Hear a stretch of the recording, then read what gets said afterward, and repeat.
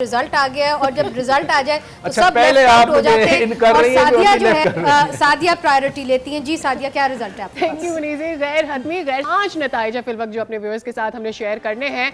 एने 72 का ये नतीजा आपके साथ शेयर करने जा रहे हैं। सियालकोट 3 से पोलिंग स्टेशन 6 है जिनके नतीजे आए हैं। इंडिपेंडेंट हैसियत में चौधरी अमजद अली बाजवा 1820 वोट्स लेकर ये आगे हैं और नून लीग के अली जाहिद 1200 वोट्स लेकर दूसरे नंबर पर है। हमने आपको नतीजा दिया है गैर सरकारी गैर हतमी सियालकोट 3 से एनए 72 का, जहां पर चौधरी अमजद अली बाजवा आजाद हैसियत में आगे हैं 1820 वोट्स लेकर। एनए 207 अगला नतीजा जो आपके सामने पेश करने जा रही हूं मैं, ये नतीजा है शहीद बेनजीराबाद 1 का, जहां पर आसिफ अली जरदारी 26,800 वोट्स लेकर ये 30 पोलिंग स्टेशंस का नतीजा है और पीछे है आजाद हैसियत में सरदार शेर मोहम्मद रिंद बलोच 6,201 वोट इन्होंने हासिल किए। बहुत ही बड़ा फर्क है ये, एक जानिब आपको नजर आ रहे हैं 26,800 वोट और दूसरी जानिब 6,200, तो सीधा सीधा 22,000 वोटों का तो यही फर्क आ रहा है जो हमें 20,000 वोटों का तो यही फर्क हमें सामने नजर आ रहा है। ये आए हैं 30 पोलिंग स्टेशन के रिजल्ट। अभी ओवरऑल 346 जो पोलिंग स्टेशन है उनके रिजल्ट गैर हतमी गैर सरकारी आने बाकी है, लेकिन फिल वक्त सबकत हासिल है आसिफ अली जरदारी को। अगला गैर हतमी गैर सरकारी नतीजा आपके साथ सांगड़ 2 का मैं शेयर करने जा रही हूं। एनए 210 का ये नतीजा जिसमें 22 पोलिंग स्टेशन से ये नतीजा आ रहा है। सालुद्दीन जुनेजो पीपीपी के वोट हासिल किए हैं इन्होंने 7,661 और दूसरे नंबर पर है जीडीए की सायरा बलोच सायरा बानो साहिबा माफ कीजिएगा 7,634 वोट्स इन्होंने हासिल किए हैं। तो सांगड़ 2 का सिर्फ 22 अभी पोलिंग स्टेशन है जिनका ये नतीजा आया है। मजमूई तौर पर 462 पोलिंग स्टेशंस का नतीजा आना अभी बाकी है। अगला नतीजा माफ कीजिएगा एक और शेयर करते हैं। एनए 174 रहीम यार खान 6 18 पोलिंग स्टेशंस का ये नतीजा है। नून लीग के मोहम्मद अजहर 5,543 वोट्स लेकर आगे हैं और आज़ाद हैसियत में रईस मोहम्मद महमूद अहमद 3,412 वोट्स लेकर इनके पीछे हैं। ये गैर हतमी गैर सरकारी नतीजा आपके साथ रहीम यार खान 6 का 18 पोलिंग स्टेशंस का आपके साथ शेयर कर रहे हैं। Over to you Maneez for this. Thank you Sadia very much. अच्छा जी सिद्रा साहिबा, ये बताइए कि इसके अंदर जो जरदारी साहब की बेनज़ीराबाद में एक कारकर्दगी रही है, बहुत बड़ी लीड उन्होंने ली थी, एक्सपेक्टेड था। एग्जैक्टली जिस तरह यूजुअली लोग कहते हैं ना एक जरदारी सब पे भारी, he only was contesting in this seat. अभी तक के नताइज में बहुत ज़्यादा लीड ली हुई है। कल भी मैं देख रही थी कि चेयरमैन बिलावल भुट्टो जरदारी कहते हैं मुफाहमत के बादशाह हैं और तभी जो आप लोग बात कर रहे थे it is very much a possibility कि पंजाब की सूबाई हुकूमत हो सकता है जरदारी साहब का वहाँ पे जादू चल जाए। एक ट्रेंड और इमर्ज हो रहा है जी। जो दूसरा ट्रेंड मुझे बहुत क्लियरली नज़र आ रहा है वो ये कि जो टॉप लीडरशिप है पीपल्स पार्टी की वो नहीं हिली है अपनी जगह से।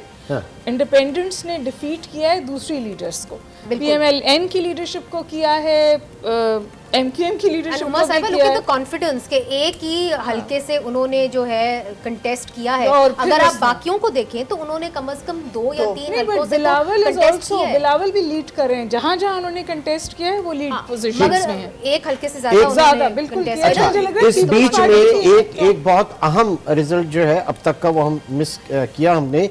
एनए 44 अली अमीन गंडापुर 4,373 वर्सेस मौलाना फजलुर रहमान 2,669। जी पराचा साहब, ये पहले जब आया था रिजल्ट तो मैंने उस वक्त उन्होंने फैसल करीम खान कुंडी पढ़ा था और साथ अली अमीन गंडापुर पढ़ा था, तो मैंने जैसे आप पे एतराज़ किया मैंने उधर भी एतराज़ किया था कि भाई असल जो हैं मौलाना फजलुर रहमान साहब का नाम लें। तो अभी मेरा ख्याल है कि जो 2 नाम फिर इट मीन्स के फैसल करीम खान कुंडी और नीचे चले गए हैं और मौलाना साहब ऊपर आ गए, लेकिन ऑलमोस्ट अगर आप देखें 4,000 और 2,000 ये फिर कहूँगा कि अभी हतमी तो जैसे हम सब कह रहे हैं। पूछना चाहूंगी इमरान सुल्तान साहब कि देखिए डेरा इस्माइल खान में हमने देखा है कि दहशतगर्द हमला भी हुआ, तो जब इस तरह की जमातें अपना कैंप लगाती हैं मैंने देखा है अमूमन कि वोटर्स जो हैं वो कतराते हैं। एक और जमात है जो हमेशा टारगेट रही दहशतगर्दों की, और वहाँ पे जब मैं जाती थी तो लोग कहते थे कि इनके जलसे से ज़रा दूर रहिएगा, यहाँ पे कुछ भी हो सकता है। अच्छा मैं अर्ज़ करूँ ज़रा फजलुर रहमान साहब की जो पॉलिटिक्स है ना उसमें आप ये ज़रूर ध्यान रखा करें कि डीआई खां है वहाँ जो ट्राइबलिज्म है लोकल कबाइल हैं उनकी पॉलिटिक्स बड़ी मजबूत है। हिस्ट्री इस हल्के की ये है डीआई खां की कि मौलाना साहब जो हैं बहुत बड़े लीडर हैं लेकिन वो ऑल टाइम विनर नहीं है। ये रियलिटी, ये शायद मौलाना साहब के फॉलोअर को ये बात बुरी लगेगी 97 में उमर फारूक मियाँ खेल से हार गए थे,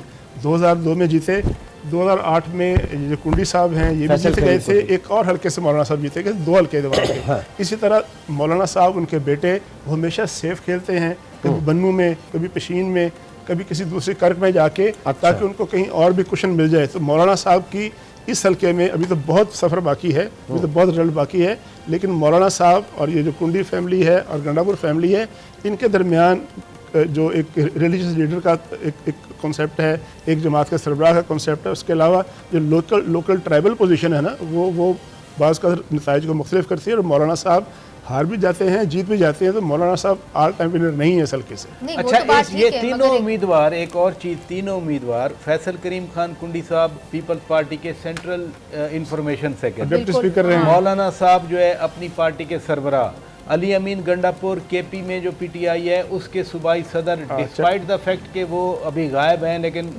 उनको बनाया गया। दूसरा इसमें इम्पोर्टेंट एक और भी चीज़ है, आज भी वहाँ वायलेंस हुआ, पहले भी हुआ वायलेंस और कई बार वायलेंस हुआ। मौलाना फजलुर रहमान जो सिक्योरिटी के ख़तरात की बात कर रहे थे इस हल्के में, यानी वो थे दोनों भाई बेचारे, वो शहीद हुए दहशतगर्दी में। इसरारुल्लाह गंडापुर वो मिनिस्टर थे, वो शहीद हुए, ब्लास्ट में टेररिज्म का शिकार हुए। फिर उसके बाद उनके बड़े भाई इकरामुल्लाह खान गंडापुर वो MPA के उम्मीदवार थे। इसरारुल्लाह तो मिनिस्टर थे, इकरामुल्लाह गंडापुर साहब वो उम्मीदवार थे इलेक्शन के वक्त। उन पे घर के बाहर उन पे सुसाइड अटैक हुआ। तो ये खैर किसी पे इल्ज़ाम भी लगा, मैं उस पे नहीं जाना चाह रहा, लेकिन फैसल करीम कुंडी साहब और अली अमीन गंडापुर ये आपस में फर्स्ट कज़न भी हैं। अब पता नहीं एडजस्टमेंट क्या हो रही है क्या नहीं हो रही, लेकिन कम से कम जो इस वक्त तो आपको याद नहीं, गुजरात में मैंने आपको एक एग्जांपल दिया था कि कैसे जो 3 भाई हैं वो आपस में जो है लड़ रहे हैं इलेक्शन। एक हल्के पे मैं जरूर बात करना चाह रहा हूँ, ये पहले इस पे मैं आती हूँ आपकी जानिब फिर से। ये जो है ना डेरा इस्माइल खान में थोड़ी देर इसलिए रहे क्योंकि ये जो इलाका है ये बिल्कुल वजीरिस्तान के इसकी हदूद इसको लगती है, तो यहाँ पे इस इलाके ने खासा टेररिज्म भी देखा है। यहाँ पे जो म्यूजिशियंस थे, लोकल म्यूजिशियंस, वो हिजरत करके पंजाब की तरफ भी आ गए, यहाँ तक मामला हुआ। अब मुझे बताइए कि ये जो वहाँ पे आपको अभी शुरू में ही, हफ्ते के शुरू में ही, बिल्कुल स्टार्टिंग में ही एक दहशतगर्द हमला हुआ, वहाँ पे पुलिस वालों के ऊपर भी हुआ, इसका जो असर है वो पड़ता है वोटर टर्नआउट पे? और क्या जिस तरह के कल आपने देखा था कि JUIF के सेनेटर कामरान मुर्तज़ा कह रहे थे कि जी हम तो पहले ही कह रहे थे कि इलेक्शंस मत करें इस मौसम में, या इस दहशतगर्दी की लहर उठी हुई है इसमें मत करें, they will cry foul now. देखिए, दे माइट क्राई फाउल, आपकी बात में बिल्कुल वजन है मनी से, लेकिन हमने कहा कि जब हम यूनिकनेस ऑफ 2024 के इलेक्शंस को देखते हैं, आमतौर पे हम क्या देख रहे होते हैं कि कैंडिडेट जाता है हल्के में, कैंपेनिंग कर रहा है, अपने वोटर के पीछे जा रहा है।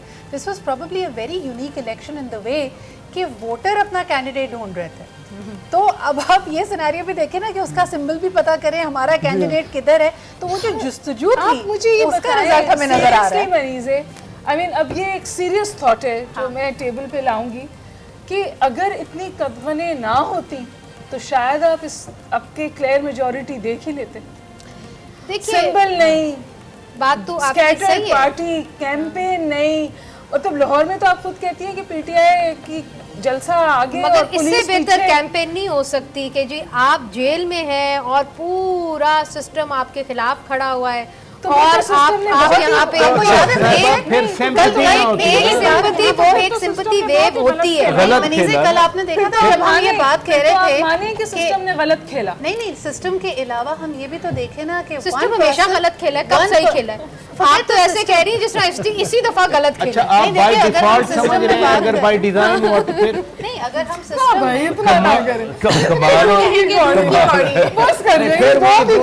सिस्टम ने 2018 में भी गलत खेला है, जो आपने कैंपेन का भी देखता है। नहीं, अगर 2018 में गलत खेला था तो गवर्नमेंट तो अपनी पसंद की बनाई ना, और अब तो गवर्नमेंट अगर यही ट्रेंड चलता है तो फिर गवर्नमेंट अपनी पसंद की नहीं बन रही ना, राजा साहब, तो इसलिए one person against the PDM. हमने कल आपने मुझसे सवाल किया था, मैंने यही जवाब आपको दिया था कि आपकी कैंपेनिंग क्लोज पे आ रही है, फिर भी एक ही शख्स है जो हवासों पे तारी है। बात ये है कि आप तो 2018 में मियां नवाज शरीफ साहब तारी थे। सिंपैथी वोट उस वक्त सिंपैथी वोट गवर्नमेंट बनाने में मटेरियलाइज हुआ, अभी तो सिंपैथी वोट पंजाब ये जीते हुए थे, इन्होंने इंडिपेंडेंस लाके पंजाब जी मुस्लिम लीग नून को पंजाब में मेजॉरिटी मिली। अच्छा, एक और सवाल है, जो जितनी मुश्किलात का तस्करा आप कर रही हैं, सियासी मुश्किलात का तस्करा है कि निशान छीन लिया, स्कैटर्ड हो गई, ये बताएं कि इसका जिम्मेदार कौन है?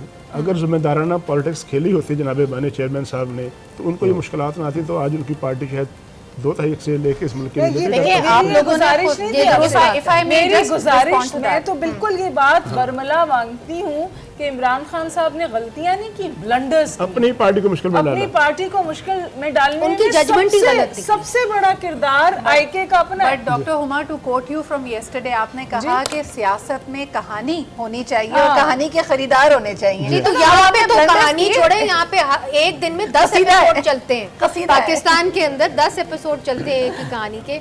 तो मगर अब जो है सोप सीरियल, हाँ, सास भी बहू सोप नहीं, सोप ऑन स्टीरॉइड्स यहाँ पे